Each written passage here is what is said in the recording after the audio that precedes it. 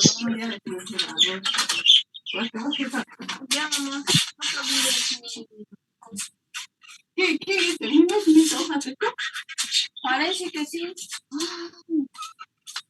No quiera sus hojas.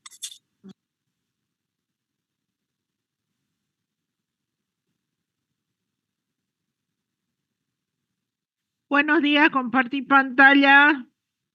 ¿Sí? Hola, ¿compartimos pantalla? Ya, perfecto. A ver, me toca empezar el tema de óxido reducción. La parte teórica la voy a ver ahora, justamente. Les voy a hacer remarcar lo que me interesa que manejen para empezar a resolver los ejercicios la próxima semana de todo lo que es equilibrio de óxido reducción. El día martes dudo que tomemos el examen de laboratorio, lo vamos a dejar para el siguiente jueves, porque por ahí hasta estamos viendo que por ahí el martes no nos dejan volver y no hay ¿cómo se llama? Del 7 al 11 no se pueden tomar ningún tipo de examen. Entonces, si lo dejamos sería para el jueves 14, 12, 13, jueves 14, ¿no ve? Pues lo dejemos para la clase teórica del jueves 14, el examen de laboratorio. Vemos entonces, pero por el momento quedamos así. Ya, equilibrio de óxido reducción.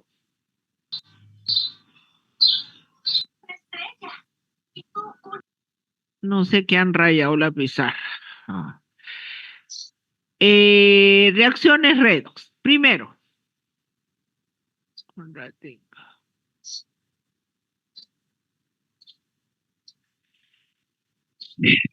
Recording in progress. El término oxidación. Aquí hay dos términos que hay que tener en claro. ¿Qué es oxidación y qué es reducción?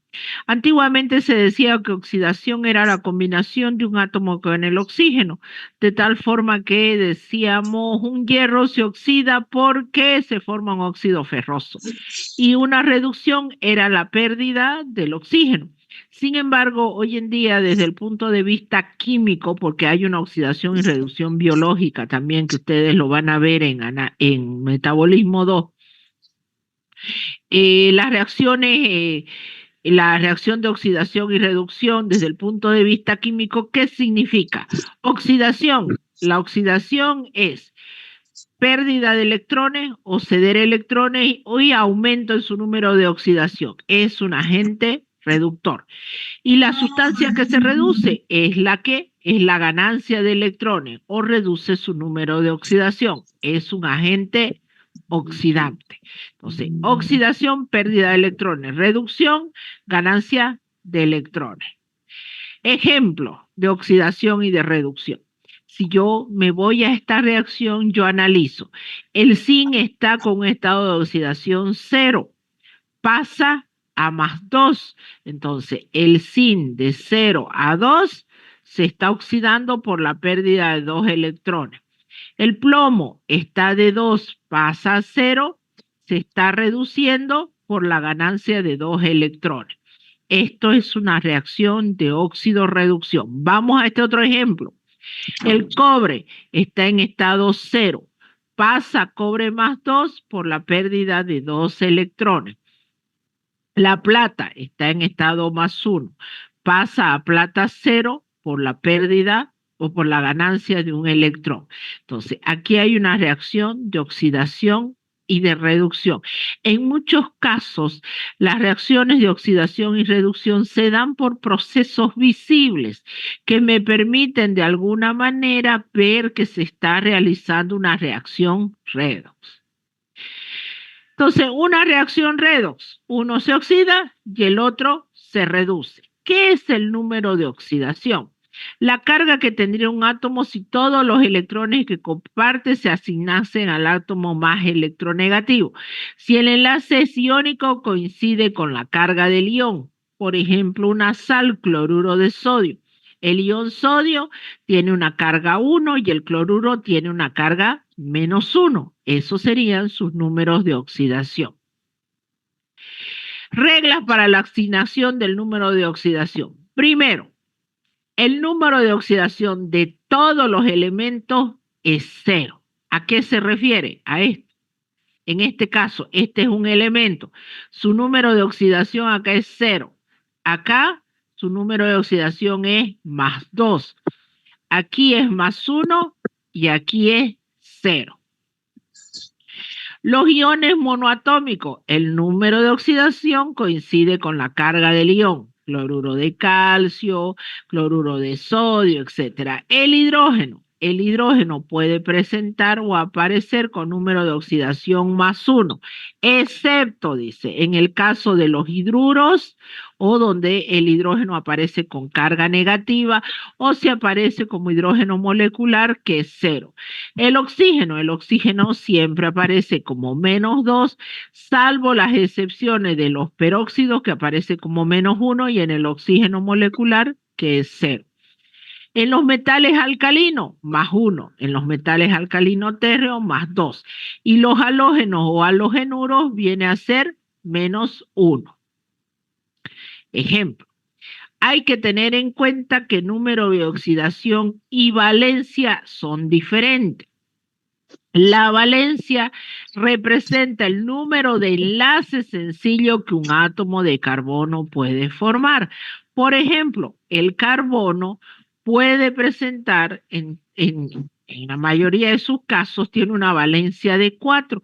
Es la tetravalencia del carbono, porque presenta 4 enlaces. Entonces, la valencia del carbono es 4, que no quiere decir que su número de oxidación sea 4.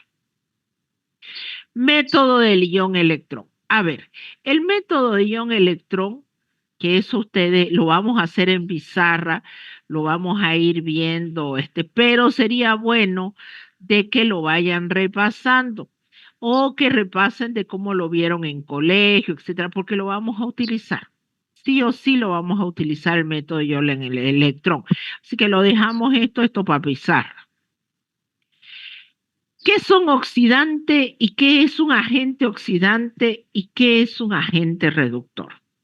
Son dos términos que hay que tener muy en claro y hay que saber diferenciar. Un agente oxidante es el que se encuentra en su estado de oxidación, es el compuesto que se encuentra en su estado de oxidación más alto. Y lo único que le queda es reducirse. Y un agente reductor es el que se encuentra en su estado de oxidación más bajo y la única que le queda es oxidarse.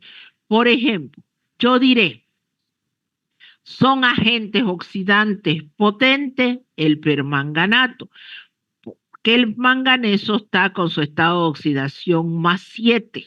Es el valor más alto.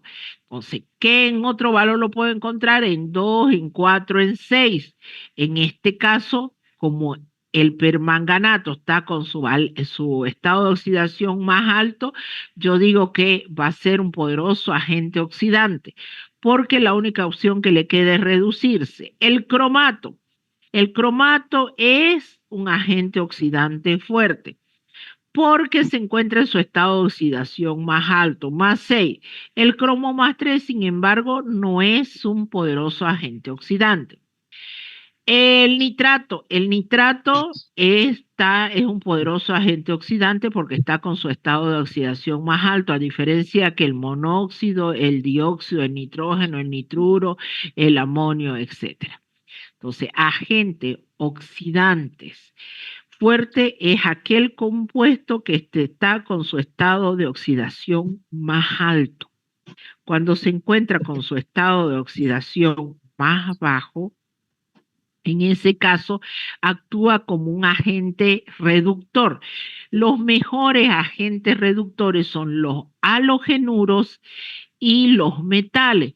De esta forma tenemos sodio, el sodio 0, no hay un valor más bajo que eso, no hay sodio menos 1, sodio menos 2, entonces su única opción que le queda oxidarse a sodio más 1, entonces va a ser un poderoso agente reductor. Entonces serán, repito, agente oxidante los que están con su estado de oxidación más alto. ¿Y qué es la única opción que les queda? reducirse. Serán poderosos agentes reductores los que están con su estado de oxidación más bajo. ¿Qué única opción les queda? Oxidarse. Eso para tenerlo en cuenta. La electroquímica. A ver, las reacciones redox. ¿Qué es una reacción redox? Donde un compuesto se oxida y otro se reduce. ¿En todo se da eso? Claro que no. ¿Quién hizo uso o quién estudia este tipo de reacciones redox? La electroquímica. Y la electroquímica es una rama de la química que se ocupa de la relación entre la electricidad y las reacciones químicas. Espérenme un ratito. Ay, no sé qué, ya. Y las diferentes reacciones químicas. El avance más importante que ha habido en la electroquímica viene a ser el Faraday o lo que viene a ser la cantidad de electricidad que circula en un sistema electroquímico. ¿Cómo es que estudiaron las reacciones redox? Para esto han tenido que emplear las pilas electroquímicas. Ahí está una pila electroquímica. Ahí hay que tener en cuenta los siguientes términos. Electrolito, electrodo, cuba electroquímica, pila o celda electroquímica, ánodo y cátodo. El electrolito, sustancia conductora donde se va a mover los electrones o donde se va a mover la corriente eléctrica. El electrodo, ¿qué son los electrodos? Son los conductores que en su mayoría pueden ser metálicos. La cuba electrolítica, el lugar donde se va a producir, o el recipiente donde se va a colocar la disolución y los electrodos. La pila o célula o celda electroquímica, conjunto de electrodos, cables, etc. Ánodo, donde se produce la reacción de oxidación, y cátodo, donde se produce la reacción de reducción. ¿De qué estamos hablando? De esto. Este es un sistema electroquímico. Estos son los electrodos, esta es la disolución y esta es la cuba electrolítica. Entonces, aquí hay una reacción de oxidación y reducción. En el cátodo se da la reducción y en el ánodo se da la oxidación.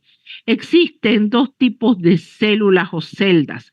Una es las galvánicas y la otra es la electrolítica. Las galvánicas son aquellos lugares donde se produce una reacción espontánea o lo que se llama un delta de G mayor a 0 y provoca.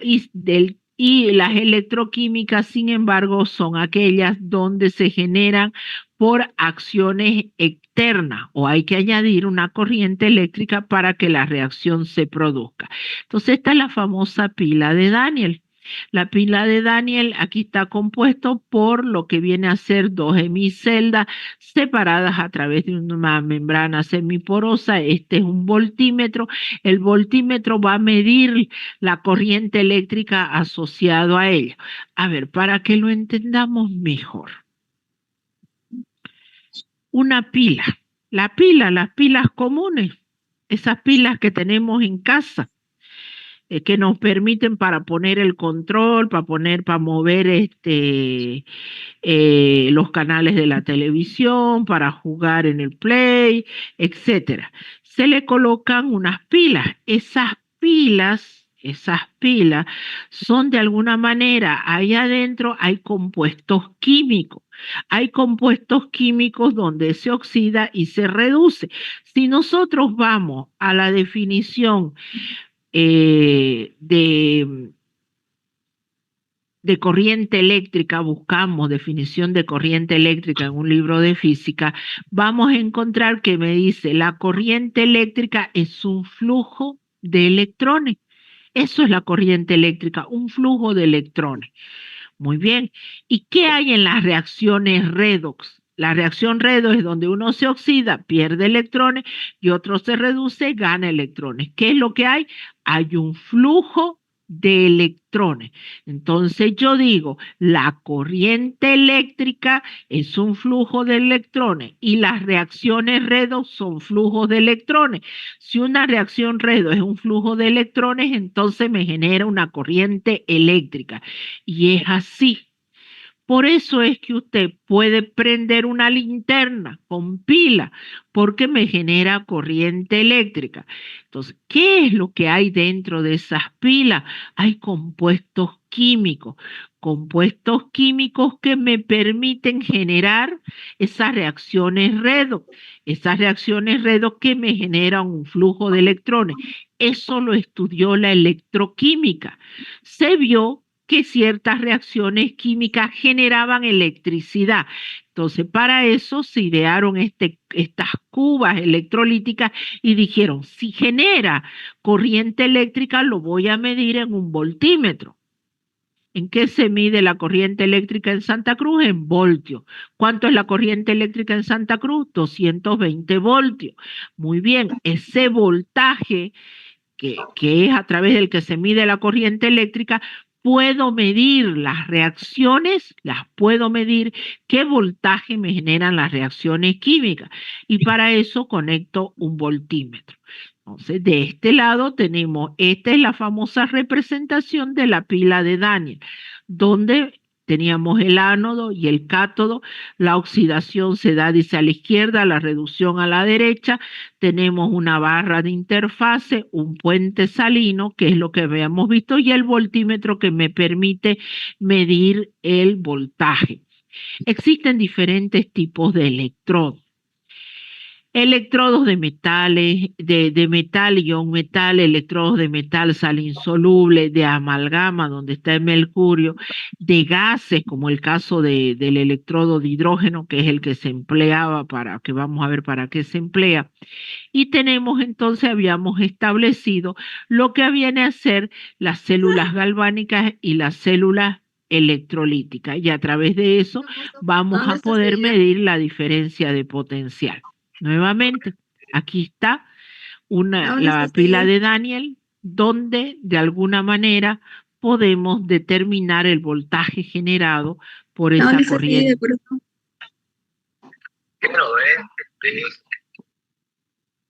Por esa corriente eléctrica. Muy bien, ahora, ¿qué es lo que nosotros vamos a emplear? Resulta que si nosotros hemos visto que existe corriente eléctrica asociada a una reacción química, ¿qué hicieron los químicos? Se preguntaron, ¿cuánto será la electricidad generada cuando el zinc pase de zinc 0 a zinc más 2? ¿Cuánto es la corriente que se genera? En este caso, nosotros agarramos y lo comparamos, bueno, los investigadores compararon esto en relación a un electrodo de referencia. El electrodo de referencia es el hidrógeno. A esta reacción le pusieron valor 0 y esto lo enfrentaron al hidrógeno, lo enfrentaron con el zinc y midieron la diferencia de potencial y salió 0,76, por ejemplo, el voltímetro marcó 0,76 voltios. Como esto es 0, dijeron, cuando el zinc pasa de 0 a más 2, tiene un voltaje de 0,76 voltios. Esto es oxidación. Cuando el zinc se oxida de 0 a más 2, genera un voltaje de 0,76 voltios. Y así hicieron las tablas que nosotros vamos a emplear para los cálculos de resolver los ejercicios. Y consideraron estos potenciales como potenciales estándares y los han traducido en estas tablas. Por ejemplo, el litio, cuando pasa a litio más 1, tiene un potencial de 3.0 y algo que no alcanzo a ver los valores ahí. El hierro más 2, lo mismo, pasa de 2 a 0 con un potencial de menos 0,4. ¿Qué sucede? Si usted me dice, estos son potenciales de reducción, yo quiero potencial de oxidación. Hace un momento les mostré y les dije, cuando el zinc pasa de 0, aquí veamos, de 0 a más 2 era 0,76. Pero cuando se reduce de zinc 2 a 0, yo pongo el mismo valor, pero le cambio el signo. ¿Estamos de acuerdo? Si usted quiere un potencial, si usted tiene un potencial de oxidación, que usted quiere convertirlo en potencial de reducción, va a ser el mismo valor cambiado el signo. Si era positivo, se hace negativo, y si era negativo, se hace positivo. Entonces yo por eso no me hago drama. Si mis tablas que yo consigo son de reducción y yo los necesito de oxidación, le cambio el signo, o viceversa. Es por eso que se puede así calcular las diferencias de potencial que se generan cuando uno se oxida y otro se reduce. No se preocupen que esto lo vamos a hacer en ejercicios en pizarra. Muy bien. La diferencia de potencial están determinadas a condiciones estándar. Aquí está. Ese E sub 0 que aparece ahí es condición estándar. ¿Qué quiere decir condición estándar? Que ha sido determinado a pH 0, concentración 1 molar, temperatura 25 grados centígrados. 25 grados centígrados, temperatura 25 grados centígrados, concentración 1 molar, presión atmosférica 1 atmósfera. Entonces, esas son y pH 0, son las condiciones estándares en las que han sido determinados. Ahora, ¿qué sucede? A ver, pongámoslo atrás. Esta es la condición.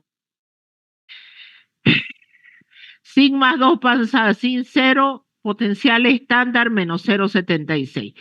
Todos estos valores que aparecen con E sub 0 han sido determinados a pH 0, concentración 1 molar, presión atmosférica 1 atmósfera y temperatura 25 grados centígrados. La pregunta está, ¿qué pasa si yo le modifico el pH?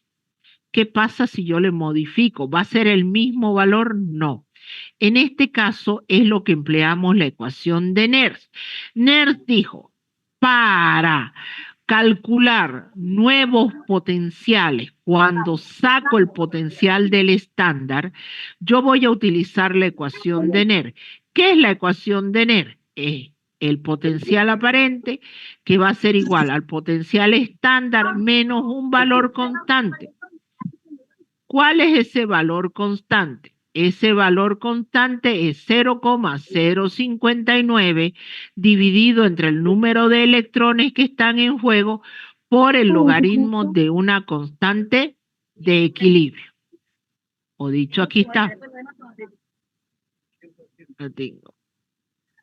Potencial estándar menos 0,059 dividido entre el número de electrones y una constante de equilibrio. Como es una constante de equilibrio, viene a ser exactamente lo mismo que hemos estado viendo hasta no hace mucho. No va a ir agua, no van a ir sólidos, tal cual. Todo lo que manejamos en la constante de equilibrio se vuelca acá. Nuevamente, no se preocupen, la aplicación de la ecuación de Nernst la vamos a ver en lo que corresponde a hacer cálculos en pizarra. Muy bien, ¿cuáles son las utilidades de este tipo de reacciones químicas? Acababa de mencionarles las pilas, por ejemplo, y sabemos que existen diferentes tipos de pilas. En las pilas conocidas vulgarmente como secas, lo que nosotros tenemos es una reacción entre el zinc, que es una capa de zinc, este zinc pasa a zinc más 2, y una reacción de dióxido de carbono, o como dice más sencillo, está escrito acá. En la parte central hay un electrodo de grafito, que va a ser de cátodo, a través del cual se transmiten los electrones que provocan la reducción del dióxido de magnesio, que se encuentran formando una pasta con el carbón en polvo en contacto con la barra de grafito. La cubierta exterior ¿de qué es? De zinc y hace de ánodo. Entre ambos electrodos hay una pasta húmeda formado por el electrolito cloruro de amonio, que también interviene en el proceso redo. Entonces, ¿qué es lo que se produce acá? Una reacción de oxidación y de reducción. La reacción de oxidación y reducción me mueve una cantidad de electrones. Eso me genera una corriente eléctrica equivalente a 3 voltios. Lo suficiente como para prender un televisor, lo suficiente como para prender una linterna, etc. A diferencia de las pilas alcalinas, o las que nosotros conocemos de mayor duración. Las pilas alcalinas han reemplazado el electrolito, en vez de ser de cloruro de amonio, ahora es de hidróxido de potasio o hidróxido de sodio. Y el recipiente ya no es de zinc, es de acero. Y la distribución de los componentes ahora es a la inversa. En el polo negativo voy a tener el zinc, en medio básico se forma el hidróxido de sodio y el dióxido de manganeso ahora está en el polo positivo y se me forma el trióxido de manganeso. La reacción que genero, el voltaje que genero es de 1.5. Duración mayor, ¿dónde las encontramos? En las calculadoras, cámaras fotográficas y obviamente que cuestan más caro. Las pilas de mercurio, las chiquititas, esas planitas, esas pilas de mercurio tienen la capacidad de ser de más larga duración, pero son altamente contaminantes justamente por el mercurio. No se olviden que el mercurio contamina, es tóxico, es un elemento tóxico. En este caso, obviamente que vamos a tener en el lado una placa de zinc, pero en el cátodo vamos a tener un óxido de mercurio. El voltaje que genera es 1.35. ¿Qué sucede? A estas pilas no hay que botarlas a la basura. ¿Por qué no se las botas a la basura? Porque la basura, y principalmente en este pueblo, se entierra. Y las capas subterráneas de agua que nosotros consumimos están pues bajo la tierra. Y al enterrar, desechamos esos elementos tóxicos que finalmente contaminan el agua que tomamos. Entonces, ¿qué es lo que se recomienda?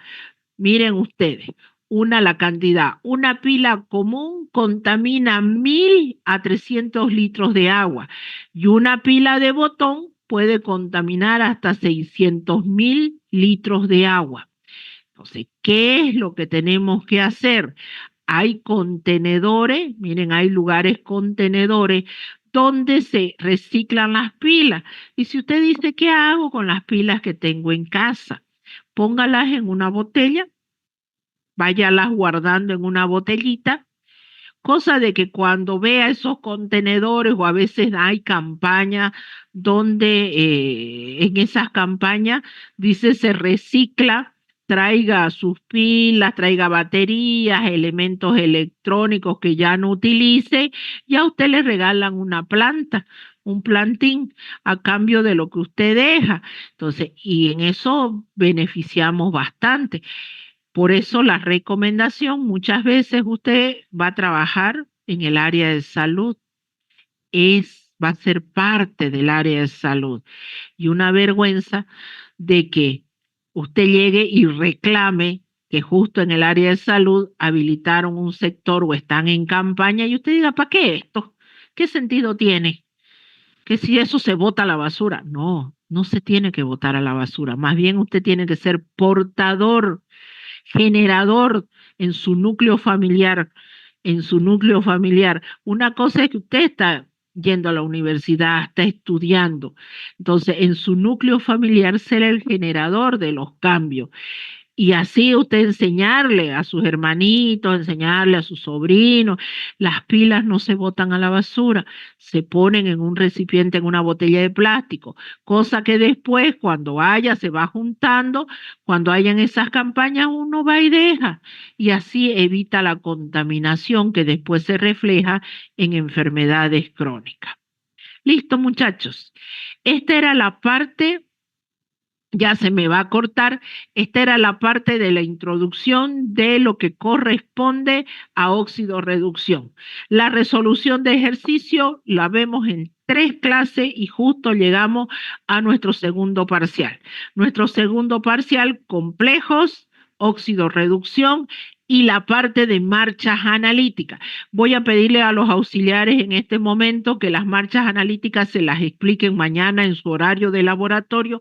Cada uno de ellos se los explique vía Zoom, ya que no vamos a ir a poder pasar clases prácticas. Y ya el siguiente viernes completamos las prácticas. ¿Les parece? Muy bien, chicos, quedamos ahí antes que se me corte. Chao. Ya, Recording gracias. stopped. Hasta luego. Nos vemos. Chao, se cuidan.